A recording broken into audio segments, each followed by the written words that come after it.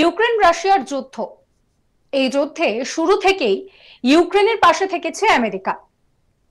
আর America ইউক্রেনের পাশে থাকার জন্যই রাশিয়ার মতো শক্তিধর দেশের সঙ্গে ইউক্রেন কিন্তু যুদ্ধ চালিয়ে যেতে পেরেছে। বিভিন্ন সময় আমরা দেখেছি যে বিভিন্ন অস্ত্র, জাহাজে সমস্ত কিছু কিন্তু ইউক্রেনের হাতে আমেরিকা তুলে দিয়েছে। কিন্তু এই পরিস্থিতিতে দাঁড়িয়ে যখন আমেরিকায় ফের একবার পালা বদল হলো, তখন প্রশ্ন উঠছে যে রাশিয়া ইউক্রেন যে দ্বন্দ্ব, সেটা কি আদৌ থামবে? এই পরিস্থিতিতে দাঁড়িয়ে বিদায়কালে রাশিয়ার বিরুদ্ধে ইউক্রেনকে হামলার জন্য নাকি উস্কানি দিচ্ছেন বাইডেন। এবার দূরপাল্লার ক্ষেপণাস্ত্র ব্যবহারে ইউক্রেনকে অনুমতি দিয়েছেন আমেরিকার প্রেসিডেন্ট, আর তাতেই নতুন করে যুদ্ধ শুরু হওয়ার জল্পনা তুঙ্গে। আর এই পরিস্থিতিতে দাঁড়িয়ে যে বিষয়টা সামনে আসছে, যে তাহলে কি ট্রাম্পের কাজকে আরো কঠিন করে দিচ্ছেন বাইডেন? ইউক্রেন আর রাশিয়ার লড়াই আদৌ কি থামবে?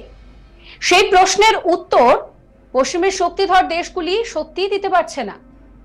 মাঝে হামলার ঝাঁজ বেশ অনেকটা কমে গিয়েছিল, কিন্তু নতুন করে নতুন উদ্যমে হামলার পরিকল্পনা চলছে। আর জানা যাচ্ছে যে তাতে নাকি মদত দিচ্ছে আমেরিকা। যুদ্ধের অস্ত্র হিসেবে ইউক্রেনকে যে দূরপাল্লার ক্ষেপণাস্ত্র দিয়েছে আমেরিকা, এবার সেই হাতিয়ার ব্যবহার করে রাশিয়ার অভ্যন্তরে হামলা চালাতে পারবে ইউক্রেন। এখান থেকেই প্রশ্ন উঠছে যে তাহলে কি ট্রাম্পের কাজটা আরো কঠিন হয়ে দাঁড়াচ্ছে না? বাইডেন ইউক্রেনের প্রেসিডেন্ট জেলেনস্কিকে আমেরিকান ক্ষেপণাস্ত্র, আর্মি টেকনিক্যাল মিসাইল সিস্টেম ব্যবহারের অনুমতি দিয়েছেন। ইউক্রেন যাতে রুশ হামলার হাত থেকে খার্কিভ শহরকে রক্ষা করতে পারে, তার জন্য কিভকে আমেরিকার high mobility authority rocket system ব্যবহারেরও অনুমতি দিয়েছেন জো বাইডেন। পুতিন থেকে শুরু করে অনেকেই কিন্তু চেয়ে এসেছেন যে আমেরিকা এর মধ্যে হস্তক্ষেপ না করুক, এবং শুধুমাত্র আমেরিকার হস্তক্ষেপ নয়, ইউক্রেন আত্মসমর্পণ করুক, এই কথা বারবার পুতিনকে বলতেও শোনা গিয়েছে। কিন্তু সেটা না হওয়ায় রাশিয়ার যে যুদ্ধ, সে যুদ্ধ আরো ঝাঁজ বাড়াচ্ছে। পারমাণবিক সেনা যুদ্ধের মহড়া দিতে শুরু করে দিয়েছে।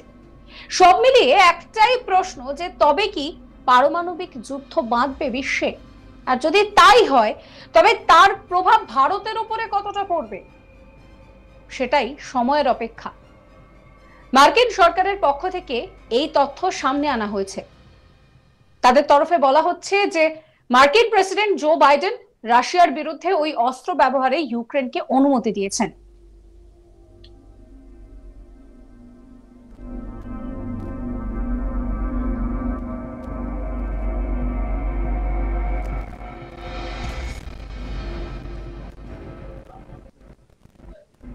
এর আগে গত ডিসেম্বরে ইউক্রেনে 158টি ক্ষেপণাস্ত্র ও ড্রোন হামলা চালিয়েছিল রাশিয়া, যা তখন সবচেয়ে বড় আক্রমণ হিসেবে বিবেচিত হয়েছিল। এদিকে ন্যাটো সদস্য পোল্যান্ড জানিয়েছে যে রুশ হামলার সময় একটি বস্তু তাদের ভূখণ্ডে প্রবেশ করেছে। পুলিশ সেনাবাহিনীর অপারেশনাল কমান্ডের মুখপাত্র জ্যাসেক তিনি বলছেন যে সম্ভবত এটি একটি ড্রোন। ফ্লাইটের গতিপথ এবং গতি নির্দেশ করে যে এটি ক্ষেপণাস্ত্র ছিল না। ইউক্রেনে বড় সড় মিসাইল হামলা চালিয়েছিল রাশিয়া। এই হামলায় বহু সাধারণ মানুষের মৃত্যু হয়। এই মুহূর্তে দাঁড়িয়ে নতুন করে কিন্তু বলা যেতে পারে যে উত্তেজনার পারদ বাড়ছে। পূর্ব নিপ্র, দক্ষিণ জাপোরজিয়া, এই সমস্ত জায়গায় হতাহতের খবর মিলেছে। এই পরিস্থিতিতে দাঁড়িয়ে বোমা নিক্ষেপ করেছে খোদ রাশিয়া। এছাড়াও ড্রোন হামলা চালানো হয়েছে ইউক্রেনে। সেদেশের সেনা সূত্রে খবর, সোমবার দুবার ড্রোন হামলা হয়েছে। 10টি ড্রোন ধ্বংস করে রীতিমতন কিভ কিন্তু প্রতিবাদ চালিয়ে যাচ্ছে। নতুন করে ইউক্রেনে লাল সতর্কতা জারি করা হয়েছে। পাল্টা আক্রমণে রাশিয়ার কিন্তু একটি তেল সংশোধনাগার ধ্বংস করে দিয়েছে জেলেনস্কির সেনা। যদিও মস্কোর উত্তর পূর্ব দিকের এই শহরের স্থানীয় গভর্নর মিখাইল ইভেরভ বলছেন যে এই হামলায় কোনো ক্ষয়ক্ষতি হয়নি।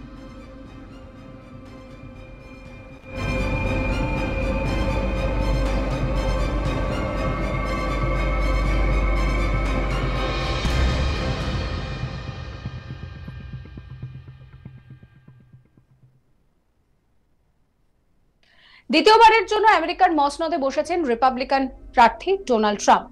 ডেমোক্র্যাট প্রার্থী কমলা হ্যারিসকে হারিয়ে আমেরিকার 47তম প্রেসিডেন্ট নির্বাচিত হয়েছেন ট্রাম্প। আগামী 4 বছরের জন্য তিনি ফের প্রেসিডেন্ট নির্বাচিত হয়েছেন। তিনি জেতার পর গোটা বিশ্বের সমস্ত তাবড় রাষ্ট্রপ্রধানরা শুভেচ্ছা বার্তায় ভরিয়ে দিয়েছেন। জয় নিশ্চিত হওয়ার পর তাকে হোয়াইট হাউসে আমন্ত্রণ জানিয়েছিলেন বিদায়ী প্রেসিডেন্ট জো বাইডেন। এবার বাইডেনের ডাকে সাড়া দিয়ে 4 বছর পর হোয়াইট হাউসে পা রাখেন ট্রাম্প। তাদের দুজনকে হাসি মুখে কথা বলতে দেখা যায়। হোয়াইট হাউসে গিয়েছিলেন যখন ট্রাম্প, তাকে বাইডেন স্বাগত জানায়, একে অপরের সঙ্গে হাত মেলান, সেই ছবিও সামনে আসে।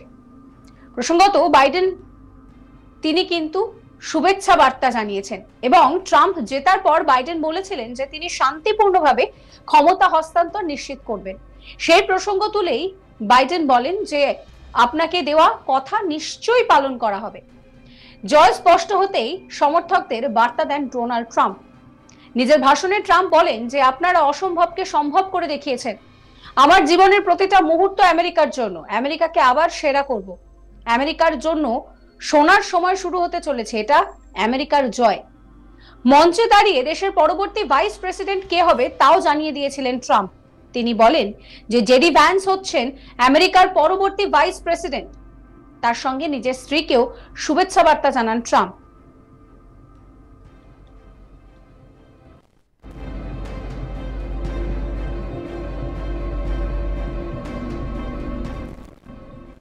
এই পরিস্থিতিতে দাঁড়িয়ে যখন ইউক্রেন রাশিয়ার যুদ্ধ থামবে কিনা এই নিয়ে একটা গুঞ্জন শুরু হয়েছে, তখন বিদায়কালে রাশিয়ার বিরুদ্ধে ইউক্রেনকে হামলার জন্য উস্কানি দিচ্ছে বাইডেন।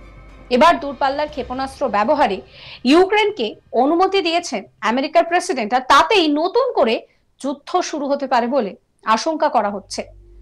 তবে এই যুদ্ধ কি আদৌ থামবে সেই নিয়েও জল্পনা তুঙ্গে।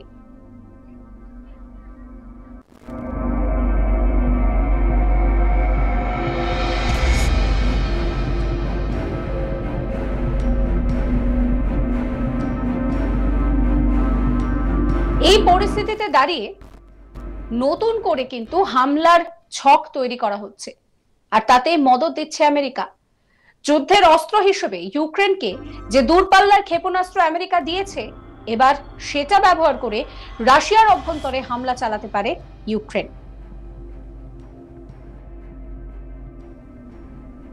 সাবস্ক্রাইব করবেন আজ তাক বাংলার ইউটিউব চ্যানেলকে, ফলো করবেন হোয়াটসঅ্যাপ চ্যানেল।